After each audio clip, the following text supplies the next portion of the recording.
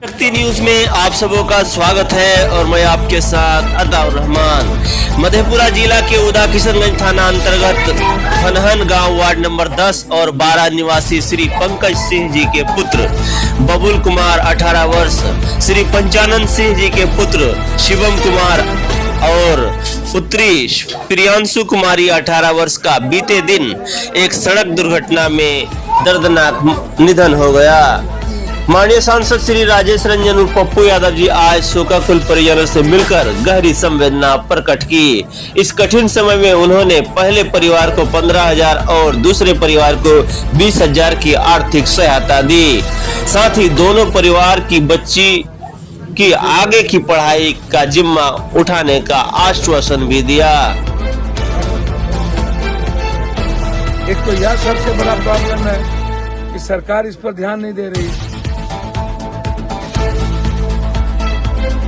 सरकार इस बिहार में जानवरों का पूजा नहीं कर रही है जो फसल को बर्बाद करती है, और दूसरी तरफ फसल को सड़कों पर सुखाना जिसके चलते दर्जनों दर्जन नहीं सैकड़ों जाने जा रही। अब इतनी बड़ी एक घटना है। एक परिवार में तो एक ही बच्चे थे और दोनों एक ही परिवार था, मेरा फुफेरा भाई बहन था। जान बच सकती थी तीनों में से किसी न किसी का, और दो का जान बच सकता था। लेकिन इतनी संवेदनहीन समाज है। या तो मैं बार बार कहता हूं कि लोग वीडियो बना रहे थे, लोग अपने मक्के को करने लगे, लोगों ने हवा को निकाल दिया, बेटियों के गले से चेन ले लिया, उस बच्चों का मोबाइल ले लिया। अब आप समझिए कि क्या ये समाज है? जिस पैसा बेच अब निकाल लिया।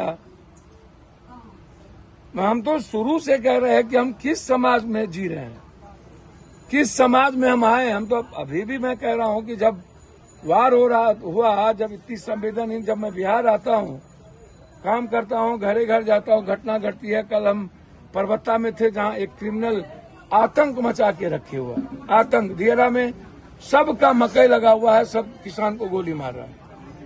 तो भैया कहाँ हैं हम? पूरा समाज चुप है, सरकार चुप तो है ही। सरकार को कोई मतलब नहीं है कि कौन मर रहा है, कौन हर रहा है। इनकी वसूली होनी चाहिए। जब एफआईआर लॉन्च करने गया तो थाना कहता है जाइए एसपी को दीजिए, यहां नहीं लेंगे।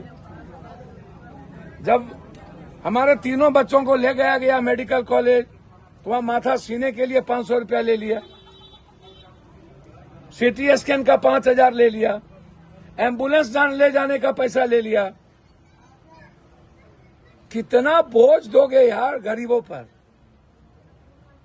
हमारी लड़ाई इस पीएम सीएम से क्यों है? भैया कोई खेत जोतता है मेरा, इसी सिस्टम के कारण। और सबसे ज्यादा दुख मुझे समाज से पड़ता है भाई।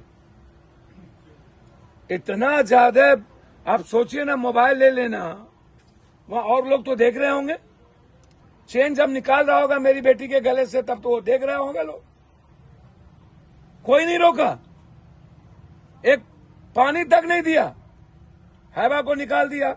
जो मैं उनकी मां से सुना अभी और उनके भाई से, हमें तो जानकारी नहीं थी।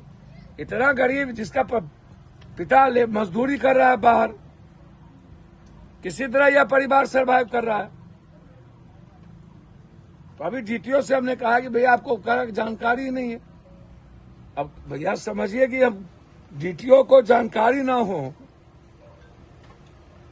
क्योंकि अब प्रक्रिया डीटीओ के पास चली गई। इसीलिए अभी हमने दोनों परिवार की हमने मदद की है। हमने कहा है कि उस दोनों बच्ची के लिए वो जहां तक पढ़ना चाहे, मेरे तरफ से एक पिता के तरह उस बेटी को मेरी ओर से पूरी पढ़ाई हो। इसीलिए लेकिन मुझे गहरी चिंता है कि मकई को आप हर कीमत पर सड़कों पर सुखाना सरकार का दायित्व है, इसको रोकिए। दूसरा, अस्पताल ने जो संवेदनहीनता दिखाई, इस पर इंक्वायरी होनी चाहिए। कि सिलाई बगैर पैसा का नहीं किया, सीटी स्कैन जब तक पैसा नहीं दिया नहीं किया, और एम्बुलेंस जब तक पैसा नहीं लिया नहीं गया। अब इतना बड़ा व्यवस्था में संवेदनहीनता, सिस्टम इतना गंदा है जिसको मैं बार बार कहता हूं। और दूसरी तरफ देखिए, इसके पहले भी हम लगातार जब बराड़ा कोठी में इतनी बड़ी हादसा हुई, 9 लोगों की जानें गई, उस वक्त भी हम 2 घंटे के बाद उस परिवार के पास पहुंचे। और आप सोचिए कि कंधों पर लाश लेके हम निकले थे। हम डीएम साहब से बात किए, हम मधेपुरा डीएम से बात किए, सबसे बात की, कटिहार डीएम से बात किए कि भाई सड़कों पर मक्के पर सुखाना तो बंद करवाइए, या मक्का के कारण कितनी जानें जा रही है।